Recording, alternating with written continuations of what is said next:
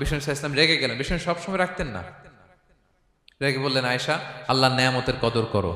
তোমার ঘরে রিজিক আসলে ওটার যদি মর্যাদা না দাও, এই রিজিক তোমার ঘরে আর ঢুকবে না। নট নেসেসারি শুধু খাবারের ক্ষেত্রে, যে কোনো ক্ষেত্রে অপচয় যেন না হয়, অপব্যয় যেন না হয়। আমরা অনেক সময় করে ফেলি, খেতে বসলে অনেক খাবার নিয়ে ফেলি, অর্ডার করতে গেলে দোকানে অনেক অর্ডার করে ফেলি, রেস্টুরেন্টে, কিন্তু এই খাবারগুলো নষ্ট করা যাবে না। ডাস্টবিনে যেন না যায় আপনার কারণে। আপনি কি করবেন?